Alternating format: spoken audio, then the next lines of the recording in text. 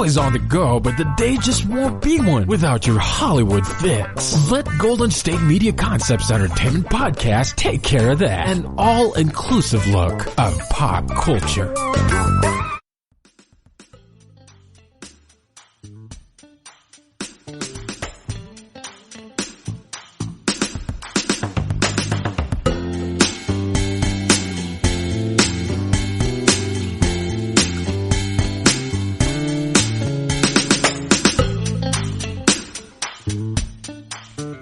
Guys, and welcome to GSMC Entertainment Podcast, brought to you by the GSMC Podcast Network. I'm your host, Cynthia, and happy Monday, everybody. I hope you all are having a very strong and positive start to your week. Another week, another day of quarantine. To be honest, I'm kind of getting used to it a little bit. I mean, I was already a homebody before all of this. The only things I really miss right now are, I mean, obviously, like, being able to see my friends and family, like, go to their houses. I definitely miss that, just being around other people and going to the gym. But other than that, I'm perfectly fine with staying home. So, again, that's just a mini update of how this has been going for me. And I hope, again, I always wish that each and every one of you are getting through this and just hang in there. We're all going through it. And let's see, what did I do over the weekend? It seems like a very long weekend. I don't think much, to be honest. Pretty uneventful. I have lost a little bit of my motivation. I haven't worked out since, I think, Thursday or Friday, and it's now Monday, which is like so unlike me. So I need to get some motivation back. But obviously when I do these podcasts, I always gain some type of motivation back because, I mean, I got to be on top of it, you feel me? And I got to give it my all every time I do these episodes. And I just genuinely love doing them. So here I am. But that's a wrap up of my boring weekend. Nothing eventful. Let's get into what we're going to talk about today. I'm going to be covering the possible reunion of the girl group, the Cheetah Girls. We'll be covering that in just a few short minutes. And then in our next segment, we're going to be talking about the iconic, legendary, Keeping Up with the Kardashians fight that just happened between Kim and Kourtney. I'm sure many of you have seen memes and all these jokes going around the internet, so we'll get to that later. And then for the final segment for today's episode, we're going to be talking about, again, Tiger King, but specifically about the cast. Where are they now? What are they doing? What are they now embarking in since, you know, they wrapped up the show?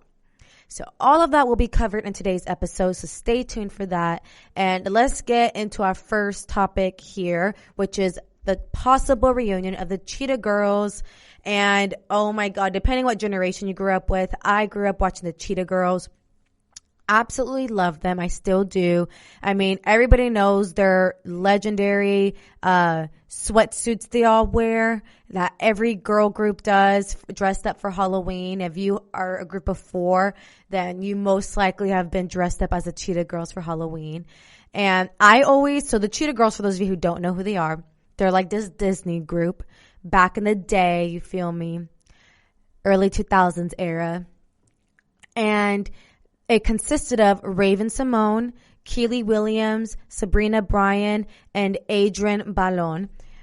Houghton. I forgot she just added another name since she got married, or last name.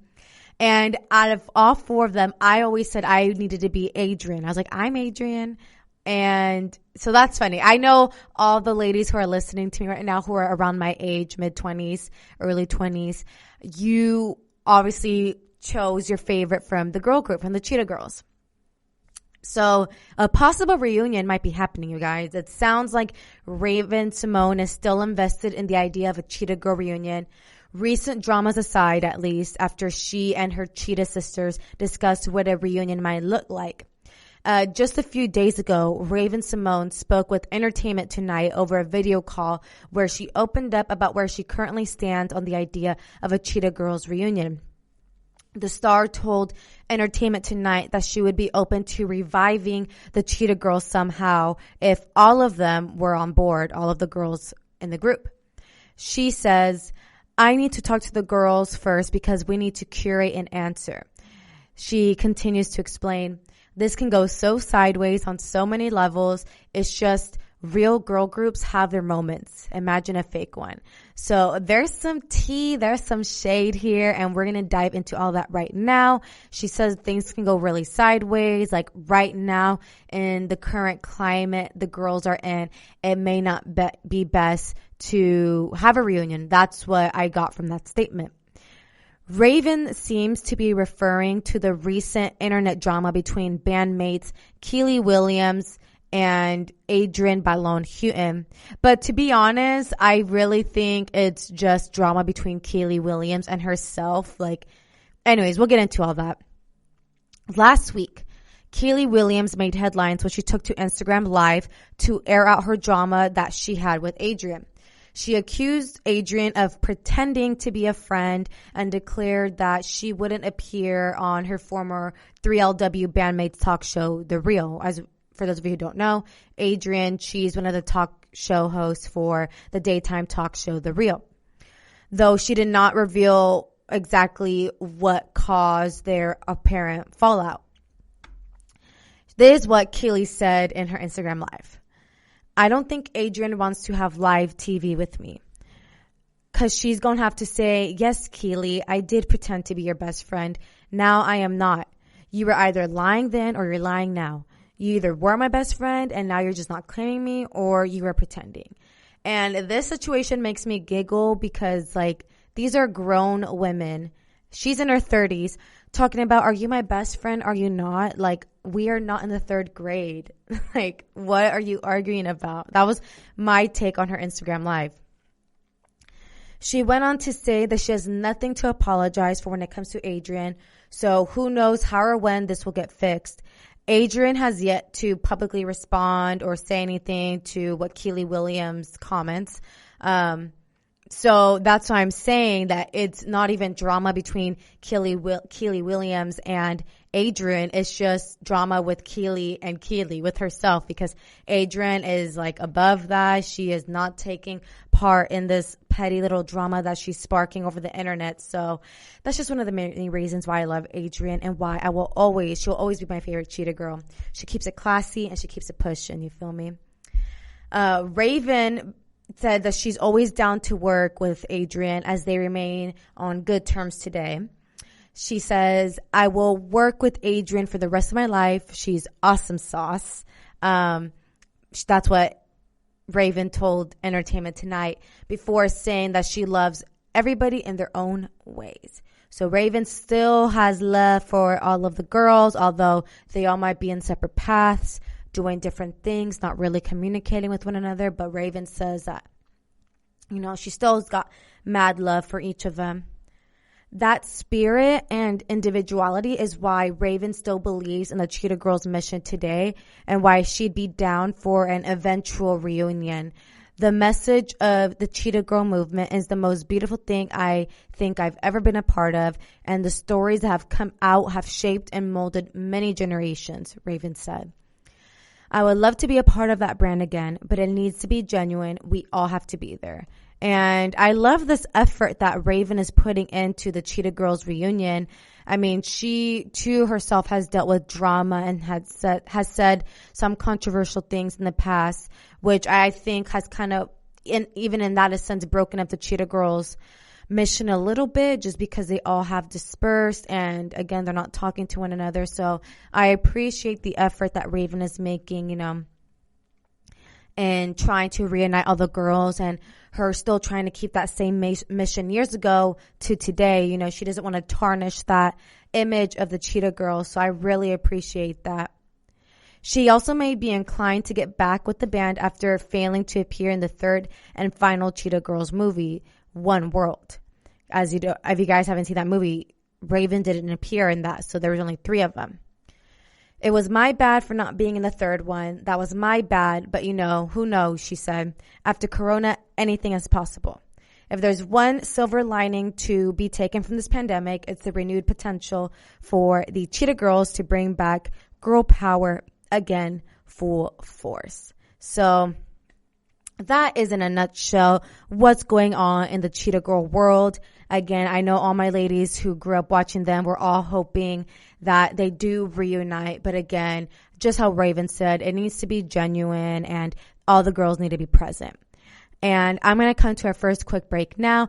When we come back, we'll begin to dive on the Keeping Up with the Kardashians fight and a little more additional information regarding one of the Cheetah Girls.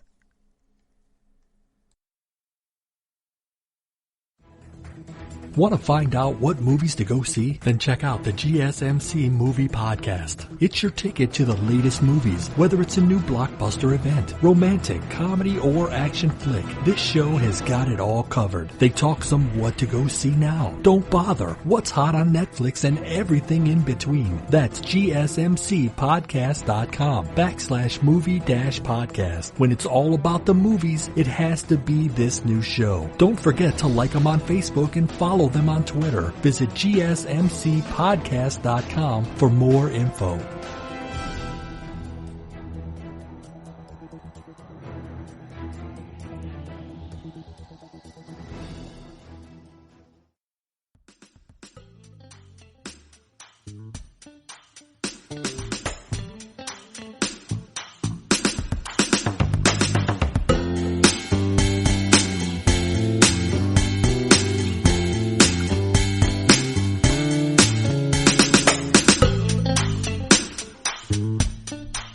Hello and welcome back to GSMC Entertainment Podcast. And right before the break, we were discussing a little bit about a possible reunion with the Cheetah Girls. And I want to share with you guys just one more thing regarding one of the Cheetah Girls. This is actually very good news. So since we're still on the topic of them, the recently married Cheetah Girl, Sabrina Bryan, is expecting a baby girl, which is really exciting. She was another one of my favorites from the girl group. Sabrina Bryan is about to welcome another little Cheetah Girl. The actress and singer is expecting a daughter with her husband, Jordan Lundberg. Held at a friend's home, Jordan and Sabrina's gender reveal party featured a blue and pink decorations, obviously including balloons by C9 Balloons. And for like the big reveal moment, the dad to be, Jordan, popped a gold balloon that read, "How I wonder what you are," in navy blue text. And the moment, pink confetti filled the air when he popped it. And Sabrina Bryan recalls as an indescribable thrill. So she says in a statement, "I cannot wait for all of the bows, tutus, and dance shoes," says Sabrina Bryan, of learning she's expecting a girl. She already has one, so she's having another little Cheetah Girl. So who knows? If she keeps having girls, she can create her own, the next generation of Cheetah Girls. So we shall see. But just want to congratulate Sabrina Bryan. If you ever listen to this, Sabrina Bryan, congratulations on this new bundle of joy that you will be receiving. And now moving on to next order of business here. Now, this next topic makes me giggle a little bit. So as I said, we're going to be talking about the fight that happened on the latest Keeping Up with the Kardashians episode between Kim and Kourtney. Those are the two eldest of, I don't even know how many kids, 6, 7, I don't know. And as many Keeping Up with the Kardashians fans know, things have not been so great between Kourtney Kardashian and her sisters Khloe and Kim on the show, to the point where Kourtney and Kim got into a physical fight. On the season premiere, Kim was first talking to Kendall about how nobody shows up for mom except for her and Khloe, saying that they could literally be in their deathbeds and they still will show up while the other sisters would not, or just don't care enough to do so. So that was really how the whole argument and the whole fight sparked, was by Kim saying these things. And even in the beginning of the clip, if you guys watched the episode, at first, Kendall was pissed and started going off saying that she has been extremely sick, has major panic attacks, and still works her butt off. Defending herself, because Kim was even telling her, like, nobody shows up for mom except for me and Khloe. And then Kim turns to Kourtney saying, well, we all know you don't really care about anything. And then that's when things escalated, and then that's when things got very heated. Kim has this narrative in her mind that she is the hardest working one in the family and nobody's work ethic levels up to hers. And I mean, this obviously pissed Kourtney off, and I feel like that would even make me upset because, like, I mean, and I'm not going to knock it off. Kim is doing a lot of things for her family. I mean, we all know she's the one who put the family on the map, yada, yada, yada. We're not going to go all the way to the beginning to explain how they got famous, but I would be a little annoyed too if my sister was saying, like, I'm the most hardworking one out of the family. I'm the one that, you know, that can get old really fast. So then, like I said, this obviously upset Kourtney. Kourtney threw a water bottle at Kim. They kicked and punched at each other, and Kourtney scratched Kim so hard that she started bleeding on her shoulder. So yeah, it was a mess. Honestly though, I gotta be honest, I found myself giggling and cracking up and cackling throughout the fight. Like, literally, I could not stop rewatching that little scene. It was so funny to me, and you can obviously tell that production exaggerated the slaps and the kicks in the scene, which made it even more funny. Because I'm like, there's no way they were punching so hard that loud of an impact, you know, the sound afterwards. So I was cackling, truly. My personal favorite part was when Kourtney punched Kim on the side of her head so hard that it pushed Kim's head against the wall, leaving an orange makeup stain on the white wall. And again, you guys, please, I'm hoping that by the time you're listening to this this podcast, you have seen this scene of them fighting, because it is just absolute comedy. And that little orange makeup stain on the white wall was Kim's KKW brand foundation plastered all over the wall. So even Kim made a joke about it, saying oh, KKW foundation's really easy to wipe off the wall, because at the end of the fighting scene, Khloe goes back and she starts cleaning. So just, this episode, just even thinking about it right now is making my stomach hurt, just because I could bust out laughing right now, but I'm not going to do that because you're most likely listening to me through headphones or speakers, and I'm not trying to blow those. So I really hope you guys already watched this episode. And this took me back, this little fighting scene of theirs took me back to my middle school, high school days when I used to religiously watch the Bad Girls Club, which I had absolutely no reason to be watching that show. For those of you who don't know about the Bad Girls Club, which you should, it's basically a house full of bad-mannered girls who just fight all day, basically, and create drama. So this little scene brought me back to BGC days.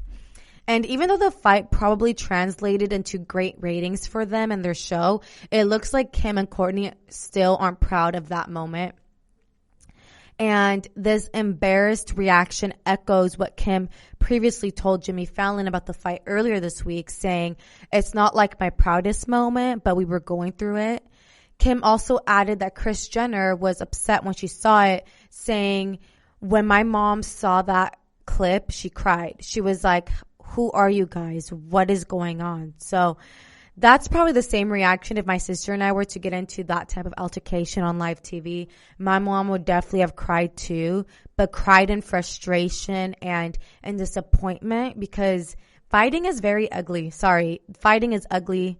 It's different when it's your siblings though, but yeah, I mean, I feel like we've all fought with our siblings. Who hasn't? I definitely have gone into some physical altercations with my siblings when we were very young. We're grown now. We don't do that at all. But there's growing up as kids. I'm sure most of you who grew up with siblings, you have gone in at least one physical altercation with your sibling. It builds grit, okay? If you ask me, it builds grit. So this is now the tweet Kourtney wrote the night the episode aired of them fighting.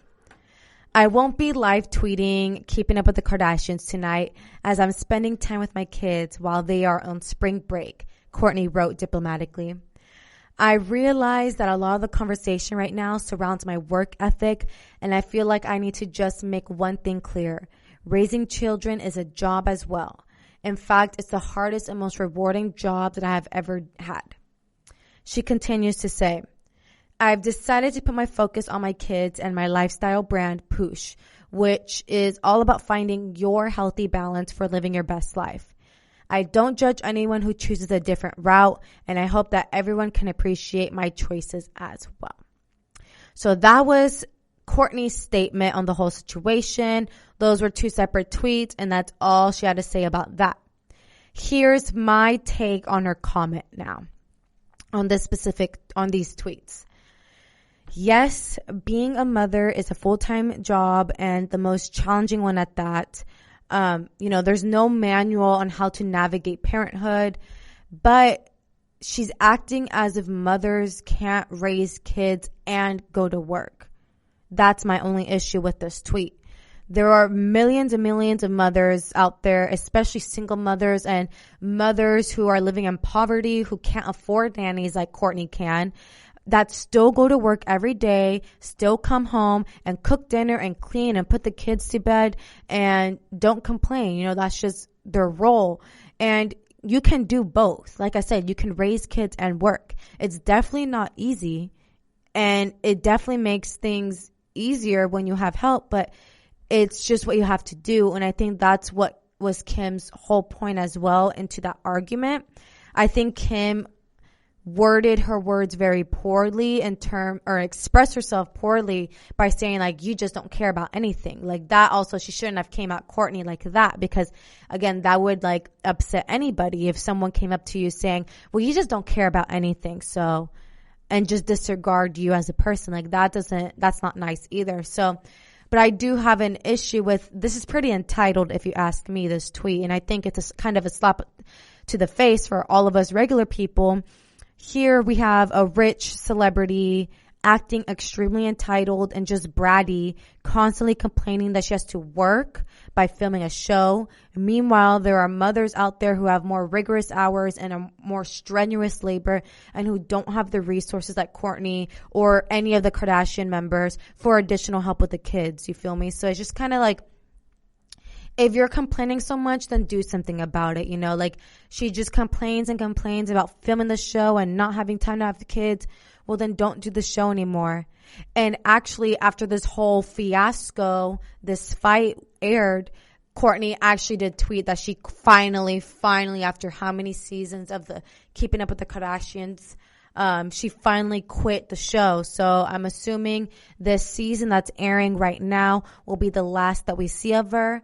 And then no longer will we see Kourtney, which I'm not too like sad about. I don't know. I don't watch the show anyway, so I'm not like for it or against it, but I just needed to talk about this whole situation because to me it's pretty comical, the fight scene. And I think the rest of the internet can agree with me. There have been, like I said, countless memes circling about the fight, and just my overall thoughts about this.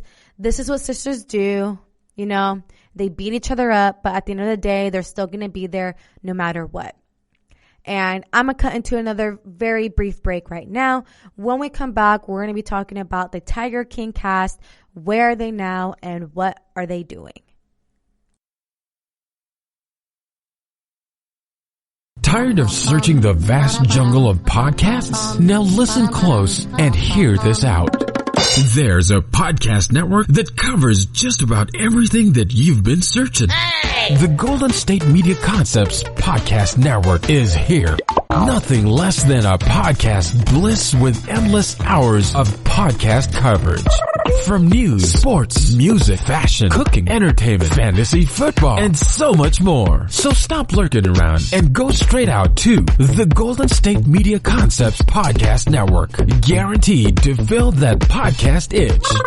Whatever it may be. Visit us at www.gsmcpodcast.com. Follow us on Facebook and Twitter, and download us on iTunes, SoundCloud, and Google Play.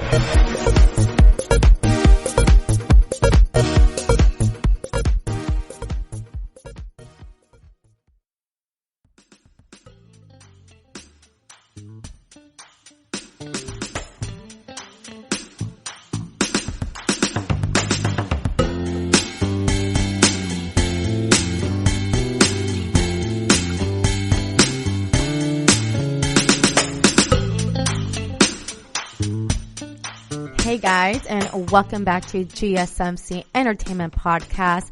So we just got done talking about the Kardashians and their funny little feud, physical fight, altercation they got on their latest episode at Keeping Up with the Kardashians.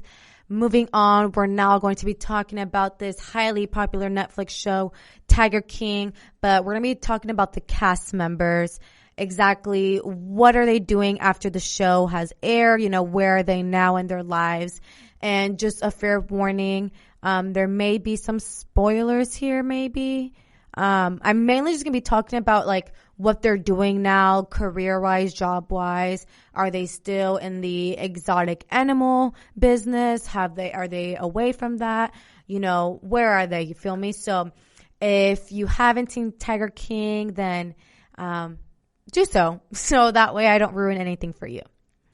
And to say we're grateful for Tiger King in times like these, when we're in the middle of a pandemic, would be an understatement.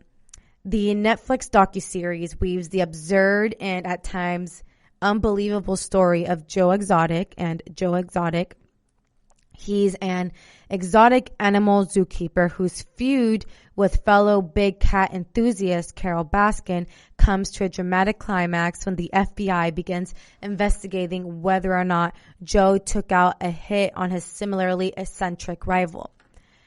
Between Joe's descent into what those closest to him described as insanity, filmmakers introduced a cast of characters with their own stories just as unique as the Tiger King himself. If you've seen the show, you know every single character on the docuseries truly has their own quirky little story. If you've already binge watched the 7-part series, you know how the saga ends, but where are Joe's former employees and other controversial figures from Tiger King now, and how do they really feel about their on-screen portrayal? So that's really what I'm going to dive into now in this segment.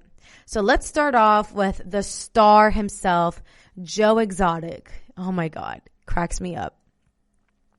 The 57-year-old, whose legal name I will try my absolute best to pronounce right now, is Joseph Maldonado Passage, is currently serving out a 22-year prison sentence for orchestrating a murder-for-hire plot against Carole Baskin and violating several wildlife laws.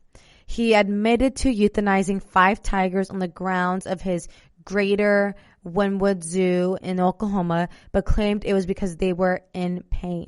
For those of you who don't know what euthanizing is, it's basically killing them, ending their lives.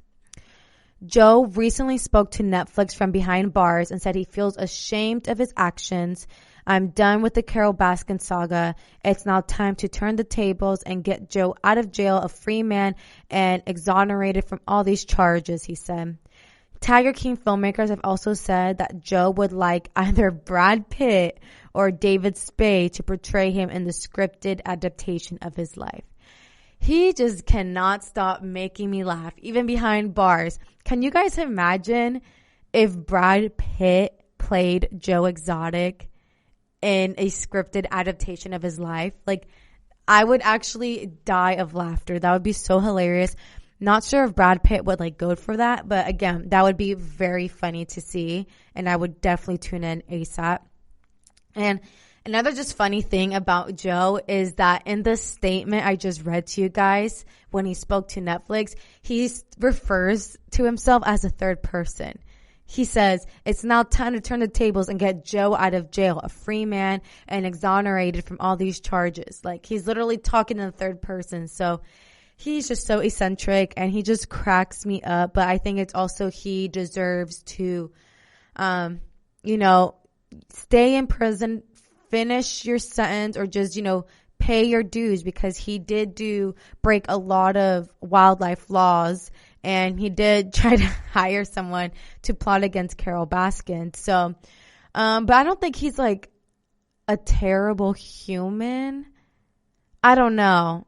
I may not be the best person to judge somebody, but I feel like he has good intentions. It's obvious that he repents a little bit of his actions. He even says that he's ashamed. So we shall see where Joe Exotic is in these next few years. Now, where is Carole Baskin? What is she doing? Again, Carole Baskin, she is the arch enemy of Joe Exotic, the big cat enthusiast. Carole and her husband, Howard Baskin, continue to run Big Cat Rescue, their purported animal sanctuary in Florida. She has, however, slammed the Netflix series as salacious and sensational, going as far to refute the speculation about her involvement in the unsolved disappearance of her second husband, Jack Don Lewis, in a lengthy blog post. And this is what Carole Baskin wrote. The series presents this without any regard for the truth, or in most cases, even giving me an opportunity before publication to rebut the observed claims. They did not care about truth. The unsavory lies are better for getting viewers. Ooh, that's what she said. And in response to resurged interest in the cold case, authorities are seeking new leads from the public. So, due to this Netflix series, the FBI has reopened the case of the disappearance of her second husband, Jack Don Lewis, because like I said, if you've seen the episode, you know all of the evidence points to Carole Baskin killing, or she was involved in some shape, way, or form in the disappearance of her second husband. And so that's why it's obvious she did not like how Netflix portrayed her in the docuseries. So she's definitely not happy about her portrayal. Moving on, let's talk about Bhagavan Doc Antle. Let's just call him Doc Antle for short, because his full name, I can't even really pronounce. So Doc Antle. And for those of you who don't remember who he is, Doc Antle, he was like besties with Joe Exotic. They like exchanged exotic animals back and forth and whatnot. And he basically had like 10 wives. That's what everybody said.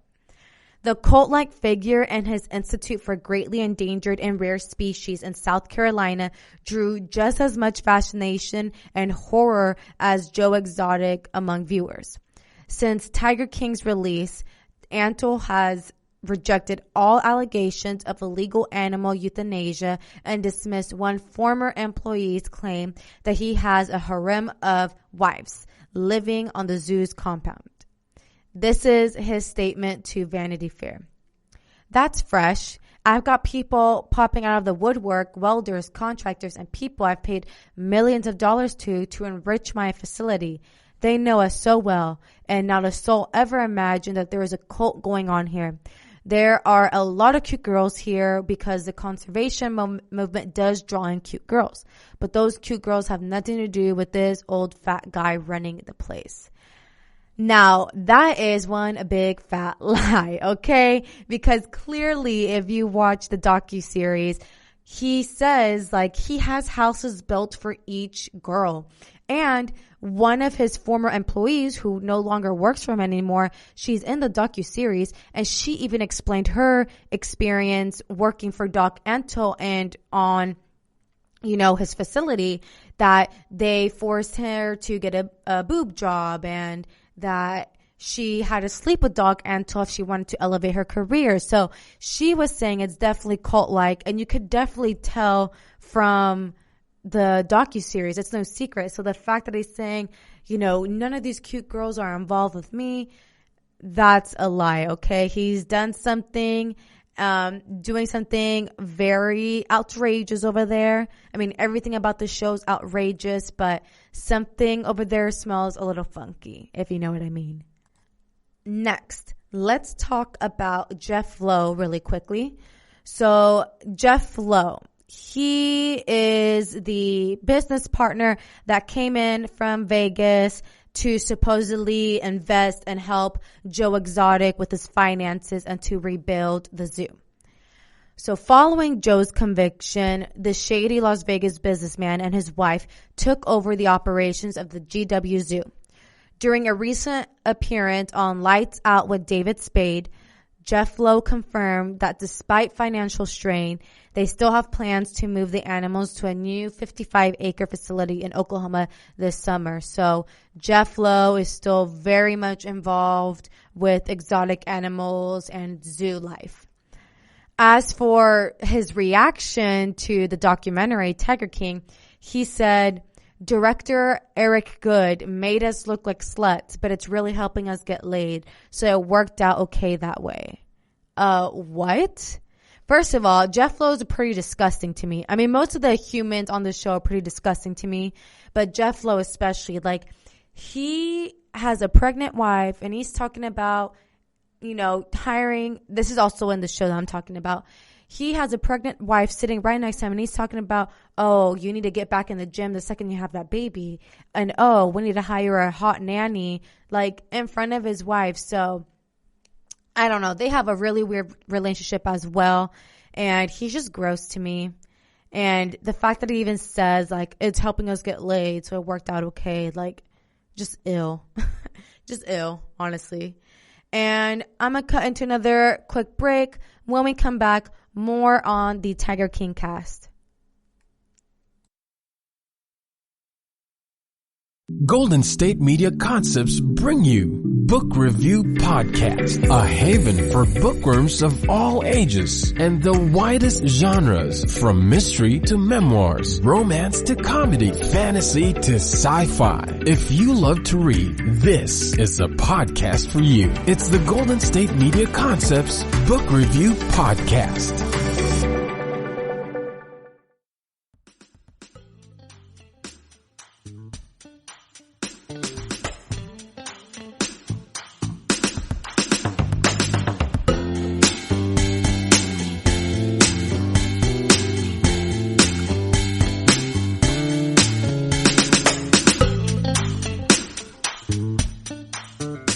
Hey guys, and welcome back to GSMC Entertainment Podcast. This is the last segment for today's episode, so hopefully you are still tuned in because we still have a lot to cover regarding these very eccentric characters of Tiger King. So next, let's talk about Dylan Passage. For those of you who don't know, Dylan Passage was Joe Exotic's fourth husband. The very young one. Well, they were all young, but yeah, the last husband before Joe got locked up. So Dylan Passage and Joe Exotic, they were only married 8 months at the time of his 2018 arrest, but the 24-year-old has remained still super loyal to the former exotic animal keeper and said he has no regrets about their relationship. In fact, Dylan Passage credits Joe as the reason he kicked an addiction to prescription pills. As he explained to Variety magazine, "Joe helped me get healthy again, get me in the right mental state. I felt alone. I felt like there was going to be nobody there for me. Joe made me feel like there was reason to be alive." So there's not much to say about Dylan Passage because he did come a little late to this whole fiasco. But what we do know about him is that he now works as a bartender in Western Florida. Now, let's talk about Joe Exotic's other husband, John Finlay. So John Finlay was just 19 when Joe Exotic hired him to work at the zoo in 2003. A decade later, they wed in an unofficial and unusual three-way ceremony with Travis Maldonado, who died from an accidentally self-inflicted gunshot wound in 2017. It's really unfortunate, actually. And according to Texas Monthly, their relationship ended in 2014 when John Finlay was arrested and charged with assault after allegedly attacking Joe in the zoo's parking lot. He's since made a new life for himself, complete with a shiny set of teeth. So if you guys know, you guys saw his teeth on the show. He barely had any. And finally recently told TMZ that he's working as a welder in Oklahoma. He's engaged to a woman and 6 years sober from drugs. Meanwhile, now this is just hilarious as well. Meanwhile, he wants Channing Tatum or Shia LaBeouf to play him in the upcoming miniseries. there is so much to unpack here. Like, where do I even begin? So, John Finlay, you guys, wasn't even gay. And this is apparent in the docuseries. He was tied down to Joe Exotic because at the time, John Finlay was addicted to meth, and Joe Exotic was able to provide that. So that's kind of their relationship. He had the supply, so John Finlay kind of did whatever Joe asked, and then Joe just really wanted a companion there at all times. But in the docuseries, he admits that, like, he was never gay, and I mean, he totally turned his life around. He now has a new set of teeth. He's engaged, and he's 6 years sober from drugs. So that's a really amazing accomplishment for John Finlay.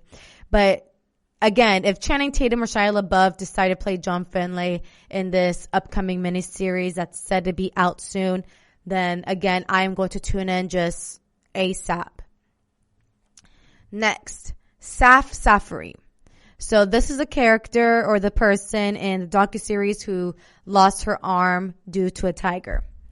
And even after losing part of his arm in a tiger attack, Saf Safari stayed on the GW Zoo's manager through 2018. And he told Esquire magazine that he recently relocated to California and now works a clock in, clock out job. I'm assuming 9 to 5. He says, I invested so much blood, sweat, and tears into that place, and for my own health and sanity, I needed to take a break. Those colleagues and those were friends in the deepest meaning of the word, and I would love to reconnect, but I would also love to find myself first. So seems like good for Saf Safari, also moving on to bigger and better things, more legal things, if you ask me. So a lot of them are turning their life around, which is very good to hear. Next, Eric Cowie. So Eric Cowie, he worked as the head zookeeper for 5 years. He was called to testify at Joe's trial, where he alleged that older tigers were often shot and killed by Joe to free up space for new animals. We needed 3 cages. He wiped out 5 cats, he told local reporters at the time. He came up a 4-10 in his hand, and I knew he just shot Cuddles. I heard it, and he comes up to the hill and goes, if I knew it was going to be this easy to just walk up to the cage, I was just going to kill them all. So Eric Cowie ended up turning against, what's his face? Joe Exotic. Filmmakers followed Eric Cowie as he left the zoo and began working as a cook at an Oklahoma restaurant. He has yet to comment publicly on the Netflix series. So that statement was actually from the docuseries, what I just read. So Eric hasn't actually commented on, his portrayal from the show or anything like that.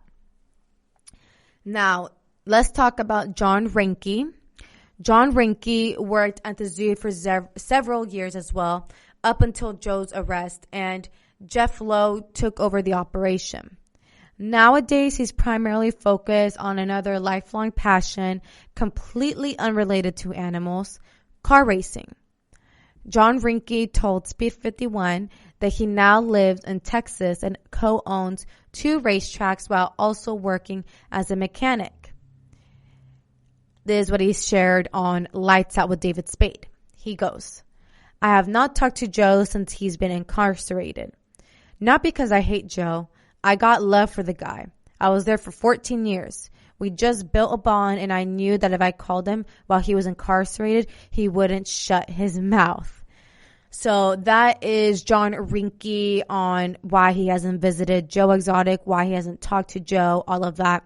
The crazy thing about John Reinke too is that from this whole epiphany of after working with these animals, he also divorced his wife of like many, many years. So yeah, I mean, he's living the life now, car racing, co-owns, these racetracks, 2 racetracks, while also working as a mechanic. And I mean, if he's happy, then, we can't judge. Next, let's talk about Rick Kirkham. After losing all the footage he planned to use in a reality TV series about Joe in an arson fire, and the origin of that fire is still unknown, Rick Kirkman moved back to Texas and suffered what he described to the Tiger King filmmakers as a nervous breakdown. Rick Kirkman, who according to his Facebook group now lives in Norway and works as a freelance reporter, has recently claimed that he has shot footage of Joe killing the zoo's animal prior to the fire. This is a statement to Extra TV. Joe was a surreal, one-of-a-kind figure, a very, very evil guy at heart, but also very lost. And I think that is why you almost feel sorry for him in the documentary series at some point. Believe me, there is nothing there to feel sorry about. He has a very evil guide to the animals and the people that worked for him. Ooh, that is a very bold statement, but I somewhat agree. I mean, at some point I did start to feel sorry for Joe, but then that's what I remember, like he like tortured these animals.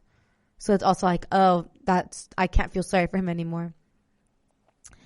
Let's talk about Joshua Dial. So he is, he's by far my favorite. I think he's everybody's favorite from the series because he was basically the only person that made sense of the whole situation. So he was actually Joe Exotic's campaign manager when Joe Exotic was trying to run for governor of Oklahoma. And Joshua Dial says that he has cut all ties with the controversial figure. He goes, I have tried to move on and I have been successful so far. I was given a new life and a second chance when I met my fiance. I have no desire to bring any of that pain into my life, he told Oxygen, referencing, the shooting, death of Joseph Maldonado, which he witnessed, which is like so traumatizing to witness someone just like die right before you. Joshua Dial explained, I have a hard time sitting in offices now. I think it's related to how Travis killed himself in the office at the zoo. So I really don't know which line of work I'd like to go in.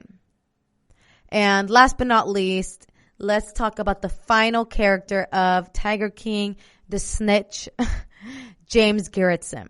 He was the former strip club owner, played a major role in Joe Exotic's arrest by acting as a confidential informant for the FBI. In a recent interview with Australian radio show Carly and Seamus, James Garretson said he's faced backlash for his role in Joe Exotic's demise. As he put it, it comes down to Joe was killing a lot of animals, so people can call me whatever they want to call me. I feel I did the right thing. If you're an animal lover, you're not going to call me a snitch. But he did because I'm confused how he didn't get arrested as well because he was very much involved in the hire for kill plot with Carol Baskin. Like he was involved in all of that shady business. So to me, it's just kind of crazy that he didn't get charged with anything when he's just as much involved as Joe Exotic. So James Garretson, he now lives in South Florida and operates a jet ski business. And that is a wrap on all of the Tiger King cast, what they're doing now, where are they, what do they think of the show? So that was a lot. Let me know in the comments which Tiger King cast member is your favorite.